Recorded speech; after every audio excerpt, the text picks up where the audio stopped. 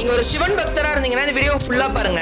ஏன்னா சிவபெருமான் வந்து தன்னோட பக்தர்களை சோதிப்பாரு, ஆனா கைவிட மாட்டாரு அப்படிங்கிறதுக்கு இந்த ஒரு ஸ்டோரி தான் எடுத்துக்காட்டு.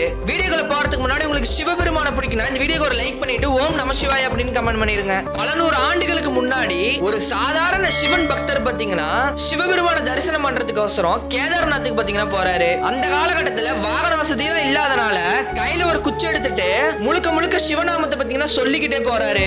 வெயில் மழை குளிர் எல்லாத்தையுமே தாங்கி கேதார்நாத்துக்கு பாத்தீங்கன்னா போறாரு. ஃபைனலா கேதார்நாத் கோவிலுக்கு பாத்தீங்கன்னா போயிறாரு. கோவில பார்த்தோன்னே அவருக்கு பாத்தீங்கன்னா கண்ணுல வந்து ஆனந்த கண்ணீர் பாத்தீங்கன்னா வந்துகிட்டே இருக்கு. ஆனா அந்த நேரத்துல கோவில பாத்தீங்கன்னா க்ளோஸ் பண்ணிட்டாங்க. அவர் என்ன பண்றாருன்னா பூசாரி கிட்ட போய் என்ன சிவபெருமான பார்க்க அனுமதித்தாங்க அப்படின்ட்டு அவர்கிட்ட பாத்தீங்கன்னா ரொம்பவே கெஞ்சறாரு. நான் பூசாரி இனி 6 மாசம் கழிச்சுதான் கோவில திறப்பாங்க அப்படின்னு சொல்லிட்டு கிளம்பிடுறாரு.